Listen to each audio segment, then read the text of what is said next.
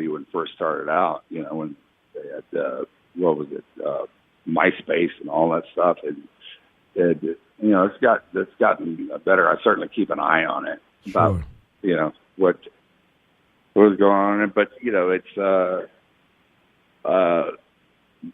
you know, you protect your kids are so much, and the world is out there.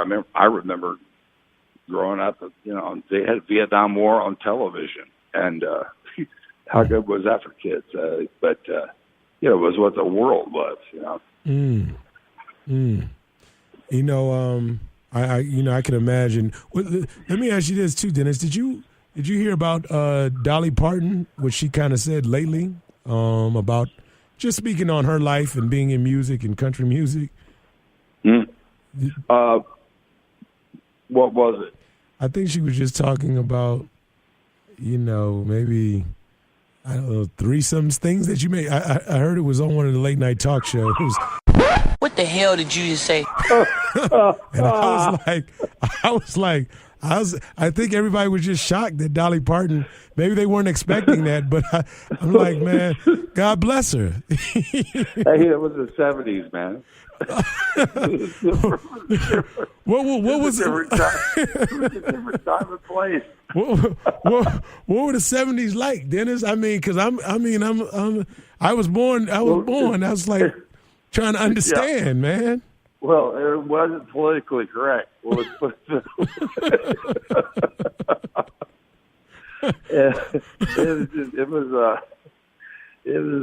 a time of, you know, came out of the 60s. It was just, you know, everybody was experimenting with different ways of lifestyles and relationships. You know, nobody.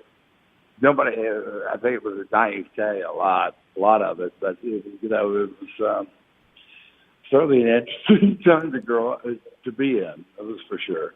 I mean, you know, she taught. Well, I mean, they say it was a joke, and you know what I mean. I just thought it was funny, just because, you know, Dolly Parton just kind of speaking on it. But I mean, not necessarily what you necessarily would expect. But I was like, okay, Dolly, we know she's big time. But I was like, wow, you know. Well,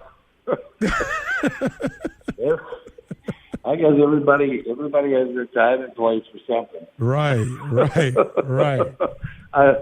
I find I've become a lot more tolerant for everybody, especially at myself. Oh, yeah, man. I get it. And, you know, I ask a lot of these things because I realize that being in California and being in that Hollywood, on the Hollywood side of things, you know, California it has a lot of influence even politically. You know what I mean? And certainly it's trailblazing when it comes to so many, you know, various things. Have you spent any time in Atlanta, Dennis? Yeah, I'm back in especially the 70s and 80s. I spent a lot of time. So you never went to Freaknik though? The what? Freaknik. It ended in '96. I was there like in the 70s, you know, right when they built Peachtree back, and man, I had a great time in Georgia, all over Georgia, and it was a fun time in life. Yeah, it really was. I like your answer, Dennis, because it sounds like, you know, I wish, you know what I mean, we had we could time travel and kind of you know saying take it there. But no, I definitely appreciate that, and I just say that because Atlanta becomes so much more of a film city, and you know there's so much more content. Yeah, there's a lot going on there now. You know, but one thing I have noticed is that things are hardly regional anymore. It becomes centers for things, but it's not so much based in a state or a certain culture like it used to be. And you know, like let's just take like Cajun music or Zydeco music, you know, which used to be you know, of a certain region. You don't really have that. You know, we're talking about gumbo and before. You know, it's become more. become more global, I guess. Sure. Is there anything particular in hip hop that you like? Or any artists that you really listen right to? now, I like T Grizzly. That you listening to T Grizzly first day out, Dennis? Yeah, man, I can do that shit with no effort. I mean, that's a beautiful song, man. You know, because it's written, you can. You can tell he's passionate. I feel like it's authentic. It's authentic. Is what I feel, and also it's poetic. I think as far as music goes, I even have a song that on a record. It's called After the Fall. It's all the poets are in hip hop, and it's really what it got to because they're really speaking about something. Sure. Wow. No. That's powerful. So T Grizzly, anybody else? Well, I like a lot of reggaeton music that's out there right now. Reggaeton. And going on, and I'm I listen to a whole lot of things. Okay. I love Eminem from what he came out of it. He still has fire in his belly, it seems. Yeah. And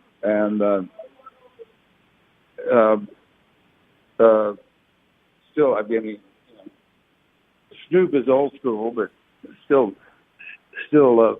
listening to him. And You ever run into Snoop? Oh yeah. Okay. But, trying to get Snoop to drop a verse on one of my songs. That's what's up, though. I love it, Dennis. Yeah. That's what's up. That's real. Did you when you were filming Any Given Sunday? I mean, obviously Jamie Foxx is a huge musical talent. Did you ever hear him sing, or did you ever get a chance to kind of vibe? Yeah. How was that? Kanye. It was the song he did with Kanye. Oh, Kanye is another good one. He's a poet. Yeah. No matter what anybody thinks of him, he's an artist. Sure. Are you sometimes blown away when you see some of the comments that Kanye is connected to? You either have to laugh or whatever, but he is his own person. You got to give him that. Yeah, absolutely. He is that. I thought it was interesting, and kind of taking it back when you mentioned Jim Brown, just seeing Kanye and Jim Brown go to the White House together. I just thought that was like, and no one really speaks on Jim Brown. And Jim Brown's always like the elder statesman to me, like Muhammad Ali. Jim Brown hardly got a word in. Total class act. He's probably got the most to say. He's got the wisdom. Right. He's got the wisdom for certain. For certain. Wow, man. Really, you remember back in the day, I don't know if you don't. But Jim Brown and Muhammad Ali, man. But, with them taking all these title away from Jim Brown for that, and really helped them out. I think it helped out all of America, really. Sure. Calm things down. And, get things straight, Absolutely. Yelling at each other. Can I ask you something, Dennis? What are your thoughts when you see a lot of the shootings of, so to speak, people of color? Not so to speak, the shootings of people of color, but just the way it's been played out in the news and media. I just think it's really sad, man. Things have gotten out of control. I think sometimes on both sides. I think we just need to start looking at each other like as people, because that's what it is. And this whole, instead of black, white, Republican, Democrat, or